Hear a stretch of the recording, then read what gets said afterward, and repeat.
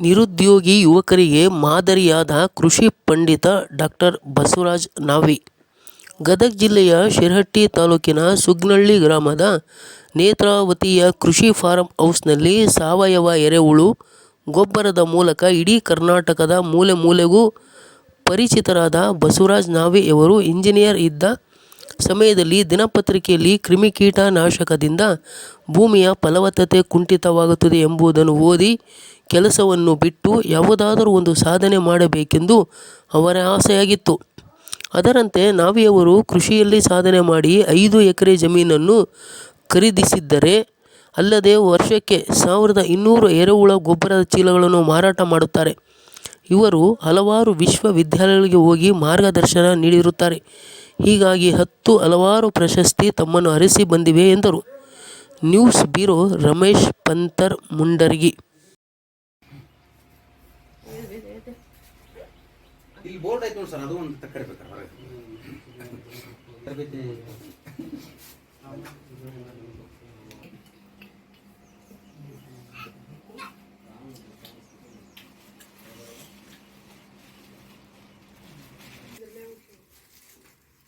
ತರಬೇತಿ ಬಂದಿವಿ ನಾವು ಅಂತಂದ್ರೆ ಇದೈತೆ ನೋಡಿ ಸರ್, ಒಂದು ಕಿರು ಪರಿಚಯ ಐತೆ ನೋಡ್ರಿ. ಅದ್ರ ಅಲ್ಲಿ ಪ್ರಿಂಟೆಡ್ ಐತೆ, ನಾ ಏನು ಹೇಳಿನಲ್ಲ ಅದೈತೆ.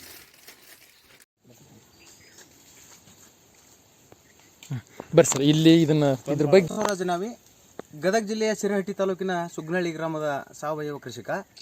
ನಾನು ಓದಿದ್ದು ಸಿವಿಲ್ ಇಂಜಿನಿಯರಿಂಗ್ನಲ್ಲಿ ಡಿಪ್ಲೊಮಾ ಪದವೀಧರ. ನನ್ನ ವಿದ್ಯಾಭ್ಯಾಸದ ನಂತರ ನಮ್ಮ ಶಿರಹಟ್ಟಿ PWDಯಲ್ಲಿ ಆಸ್ ಎ ಜೂನಿಯರ್ ಇಂಜಿನಿಯರ್ ಅಂತ 1 ವರ್ಷ ಕೆಲಸ ಮಾಡಿದೆ. ನಂತರ ಬೆಳಗಾವಿ ಪ್ರೈವೇಟ್ ಕಂಪನಿ ಒಳಗೆ 5 ವರ್ಷಗಳ ಕಾಲ ಸೇವೆ ಸಲ್ಲಿಸಿದೆ. ಆದರೆ ಅವ್ರು ಕೊಡುವಂಥ ಸಂಭಾವನೆ ನನ್ನ ಕುಟುಂಬದ ನಿರ್ವಹಣೆಗೆ ಸಾಲ್ತಿರಲಿಲ್ಲ. ಹಾಗಾಗಿ ರಾಜೀನಾಮೆಯನ್ನು ಕೊಟ್ಟು ಬಂದು ಸ್ವಗ್ರಾಮ ಸುಗ್ನಳ್ಳಿಗೆ, ನನ್ನ ಗ್ರಾಮಕ್ಕೆ ಬಂದು ಹಿರಿಯರಿಂದ ಬಂದಂಥ ಕೇವಲ 2.5 ಎಕರೆ ಕ್ಷೇತ್ರದಲ್ಲಿ ನಾನು ಕೃಷಿ ಕಾಯಕವನ್ನು ಆರಂಭಿಸಿದೆ. ಮೊದಲು ನನಗೆ ಈ ಒಂದು ರಸಾಯನ ಕೃಷಿಯಿಂದ ಭಾಳಷ್ಟು ಜೀವ ಸಂಕುಲದ ನಾಶ ಆಕೈತಿ ಅನ್ನುವಂಥದ್ದನ್ನು ಮೀಡಿಯಾದಲ್ಲಿ ಕೇಳ್ತಾ ಇದ್ದೆ. ಹಾಗಾಗಿ ನಾನು ಸಾವಯವ ಕೃಷಿಯೊಳಗೆ ಮಾಡಬೇಕು ಅಂಥೇಳಿ ಎರೆ ತೊಟ್ಟಿಯನ್ನು ಭೂಮಿಯಲ್ಲೇ ತೆಗ್ಗು ಹೊಡೆದು ಇದನ್ನು ಮಾಡ್ತಿದ್ದೆ. ಜೀವಾಮೃತ ಮಾಡ್ಲಿಕ್ಕತ್ತಿದ್ದೆ. ಬೇರೆ ಬೇರೆ ಕಡೆ ಹೋಗಿ ತರಬೇತಿ ತೊಗೊಂಬಂದೆ. ಆಮ್ಯಾಗ ಸಮಗ್ರ ಕೃಷಿಯನ್ನು ಮಾಡಿಕೊಂಡೆ. ಮೊದಲು ಸ್ಟಾರ್ಟ್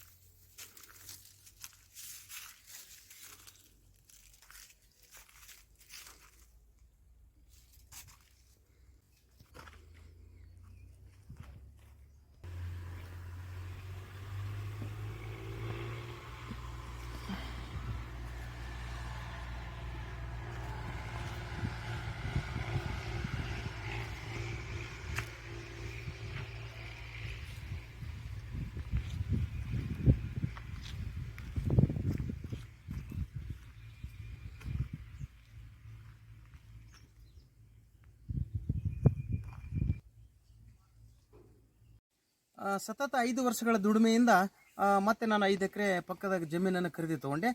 ಈಗ ಸಮಗ್ರ ಕೃಷಿಯನ್ನು ಮಾಡ್ಕೊಂಡಿದ್ದೀನಿ. ಚಿಕ್ಕು, ಮಾವು, ತೆಂಗು, ರೇಷ್ಮೆ, ಬಾಳೆ, ಗೋಡಂಬಿ ಮತ್ತು ಔಷಧೀಯ ಸಸ್ಯಗಳು ಮತ್ತು ಸುತ್ತಲೂ ಸಾಗವಾನಿ ಮರ, ಬೇವಿನ ಮರ, ತೆಂಗಿನ ಮರಗಳನ್ನು ಮಾಡಿ ಅದರ ಜೊತೆಗೆ ಹೈನುಗಾರಿಕೆ, ಜೇನು ಸಾಕಾಣಿಕೆ ಮತ್ತು ಇವು ನನ್ನ ಕೃಷಿಗೆ ಸಂಬಂಧಪಟ್ಟಂಥ ಯಾವುದೇ ಪರಿಕರಗಳನ್ನು ಮಾರುಕಟ್ಟೆಯಿಂದ ತರೋದಲ್ಲ, ಸ್ವತಃ ನಾನು ಕ್ಷೇತ್ರದಲ್ಲಿ ತಯಾರು ಮಾಡ್ಕೊತೀನಿ. ಅವು ಯಾವ್ಯಾವ ಅಂದರೆ ಪ್ರಮುಖವಾಗಿ ಎರೆಹುಳ ಗೊಬ್ಬರ, ಜೀವಾಮೃತ, ಪಂಚಗವ್ಯ, ಸಸ್ಯಜನ್ಯ ಕೀಟನಾಶಕ, ಎರೆಜಲ, ನಿಮ್ಮಾಸ್ತ್ರ, ಬ್ರಹ್ಮಾಸ್ತ್ರ, ಅಗ್ನಿಯಸ್ತ್ರ, ಸಾವಯವ ಯೂರಿಯಾ, DAP ಕಂಪೋಸ್ಟು, ಅಣುಜೀವಿ ಗೊಬ್ಬರ, ತಿಪ್ಪಿ ಗೊಬ್ಬರದ ಮೌಲ್ಯವರ್ಧನೆ, ದಶಪರ್ಣಿ ಕಷಾಯ, ಹಿಂಗೆ ಇನ್ನೂ ಅನೇಕ ಥರದ ಮೌಲ್ಯವರ್ಧಿತ ಜೈವಿಕ ಗೊಬ್ಬರಗಳನ್ನು ತಯಾರು ಮಾಡಿಕೊಂಡು ನಾನು ಕೃಷಿ ಕಾಯಕ ಮಾಡ್ತಾಯಿದ್ದೀನಿ.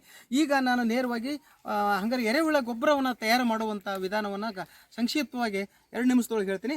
ಇಲ್ಲೇ ಒಂದು 2 ಗುಂಟೆ ಕ್ಷೇತ್ರದೊಳಗೆ ನಾನು ಸುಮಾರಾಗಿ ಒಂದು 18ರಿಂದ 20 ಎರೆ ತೊಟ್ಟಿಗಳನ್ನು ಮಾಡ್ಕೊಂಡೀನಿ. 20 ಫುಟ್ ಉದ್ದ ಅದಾವು, 3 ಫುಟ್ ಅಗಲ, 3 ಫುಟ್ ಆಳ ಎತ್ತರ ಅದಾವು. ಅದಕ್ಕೆ ನಾನು ಏನು ಮಾಡ್ತೇನೆ ಅಂದ್ರೆ, ನನ್ನ ಕ್ಷೇತ್ರದಲ್ಲಿ ಸಿಗುವಂಥ ಕೃಷಿ ತ್ಯಾಜ್ಯಗಳನ್ನು, ರಾ ಮಟೀರಿಯಲ್ಸ್ ಅಂತ ಏನೈತಿವಿ, ವೇಸ್ಟೇಜು, ಅದು ಏನು ನಾವು ಕಟಾವಿನ ನಂತರ ಬಂದಂಥ ಉಳಿಕೆಯನ್ನು ಅಥವಾ ದನದ ಕೊಟ್ಟಿಗೆಯಿಂದ ಬಂದಂಥದ್ದು, ಹತ್ತಿ ಕಟ್ಟಿಗೆ ಇರ್ಬೋದು, ತೊಗರಿ ಕಟ್ಟಿಗೆ, ರೇಷ್ಮೆ ಕಟ್ಟಿಗೆ, ಬಾಳಿ ಇವನ್ನೆಲ್ಲವನ್ನ ಅಂದ್ರೆ 80% ಕೃಷಿ ತ್ಯಾಜ್ಯ, 10% ಮಣ್ಣು, 10% ಸಗಣಿ ಅನ್ನ ಹಾಕಿ ನಾನು ತಯಾರು ಮಾಡ್ತೀನಿ. ತುಂಬುವಂಥ ವಿಧಾನ 20 ಫೂಟ್ ಅಂದಾಜು ಉದ್ದ ಐತಂದ್ರೆ ತಳಕ್ಕೆ ಒಂದು ಲೇಯರ್ ನೀರು ಹಿಡಿಯುವಂಥ ಕಳಿತ ತ್ಯಾಜ್ಯಗಳನ್ನು ಹಾಕಬೇಕು. ಅದ್ರ ಮೇಲೆ ಸಗಣಿ ರೆಡಿ ಹಾಕಬೇಕು ಮತ್ತು ಹಸಿರೆಲೆಗಳನ್ನು ಹಾಕಬೇಕು. ಹಸಿರೆಲೆ ಅಂದರೆ ಇವತ್ತು ಡಯಾಂಚ ಇರ್ಬೋದು, ಉಲುಗ್ಲಿ ತಪ್ಪಲು ಇರ್ಬೋದು, ಬೇವಿನ ತಪ್ಪಲು ಇರ್ಬೋದು, ಅಥವಾ ಪಾರ್ಥೇನಿಯಂ ಕಸ, ಹಿಂಗೆ ಅದನ್ನು ಒಂದು ಲೇಯರ್ ಹಾಕಿ ಸಗಣಿ ರಾಡಿ ಹಾಕಬೇಕು. ಮತ್ತು ಅದು ಆದ ನಂತರ ಮತ್ತೆ ಬೇರೆ ರಾ ಮಟೀರಿಯಲ್ಸ್ ಹಾಕಬೇಕು.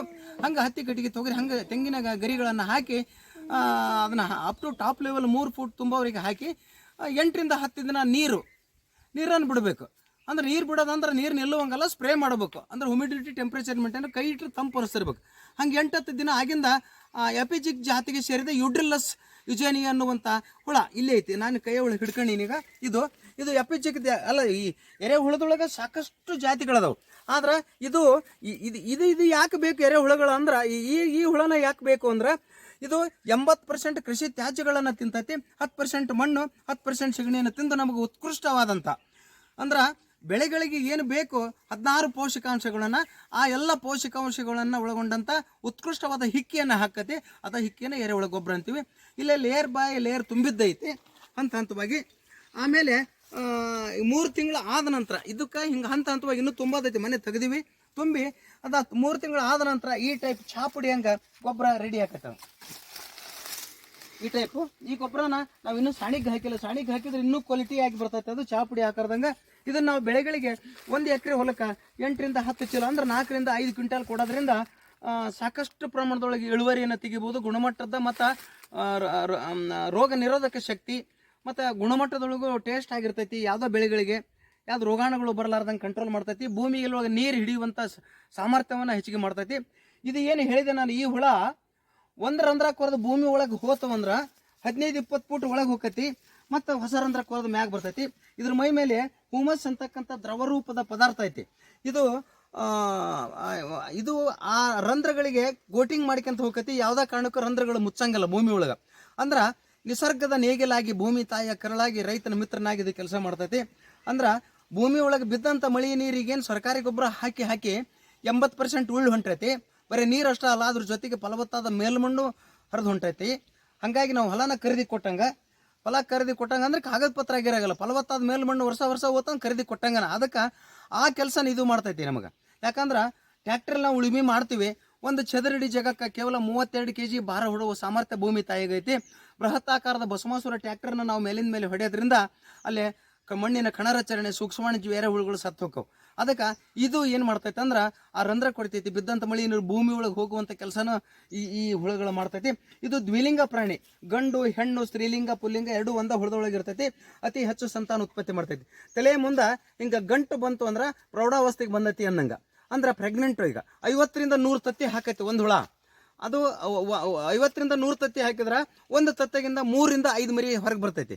ಅದಕ್ಕೆ ಇದಕ್ಕೆ ಕಣ್ಣು ಕಾಲು ಏನಿರೋಲ್ಲ, ತನ್ನಷ್ಟಕ್ಕೆ ತಾನ ಸಂಯೋಗಗೊಂಡು ದೇಹದ ಆಕುಂಚನ ಪ್ರಸರಣೆಯಿಂದ ಒಂದು ಸ್ಥಳದಿಂದ ಒಂದು ಸ್ಥಳಕ್ಕೆ ಹೋಗತಿ. ಮತ್ತು ಇದಕ್ಕೆ ಒಂದು ಗುಂಡಿಗೆ ನಾವು ಸುಮಾರು 4 ರಿಂದ 5 kg ಹುಳಗಳನ್ನು ಹಾಕಿದ್ರೆ ಮುಂದೆ 3 ತಿಂಗಳಿಗೆ 8 ರಿಂದ 10 ಚೀಲ 10 ಕ್ವಿಂಟಲ್ ಗೊಬ್ಬರನೂ ಸಿಗ್ತೈತಿ. ಮತ್ತು ಇದು 8 ರಿಂದ 10 kg ಡಬಲ್ ಆಕೈತಿ. ಹುಳಗಳ ಸಂಖ್ಯೆ ಡಬಲ್ ಆಗಿ ನಮಗೆ ಸಿಗ್ತೈತಿ. ಇದನ್ನು ನಾವು ಮಾರಾಟನ ಮಾಡ್ಬೋದು. 300-400 ರೂಪಾಯಿ kg ಯೂನಿವರ್ಸಿಟಿ ಒಳಗೆ ಕೊಡ್ತಾರೆ. ಅದನ್ನು ಇದು ಒಂದು ಉಪಕಸವಾಗಿ ನಾವು ಮಾಡ್ಕೋಬೋದು. ಇದನ್ನು ಎರೆಜಲನ್ನು ತೆಗೆದು, ಎರೆಜಲ್ ವರ್ಮಿ ವಾಶ್ ಅಂತೇಳಿ ಇದನ್ನು ತೆಗೆದು ನಾವು ಬೆಳೆಗಳಿಗೆ ಸ್ಪ್ರೇ ಮಾಡೋದ್ರಿಂದ ಕಪ್ಪು ಜಿಗಿ, ಮುಟಿ ರೋಗ, ಬೂದ್ ರೋಗ ಅದನ್ನು ಸಹಿತ ಕಂಟ್ರೋಲ್ ಮಾಡ್ಬೋದು. ಹಾಗಾಗಿ ಇದು ಬೆಳಕನ್ನು ದ್ವೇಷಿಸ್ತೈತಿ, ಕತ್ತಲೊಳಗೆ ಇರಾಕೆ ಬಯಸ್ತೈತಿ. ಇದಕ್ಕೆ ಯಾವಾಗಲೂ ನೆರಳು ಬೇಕು.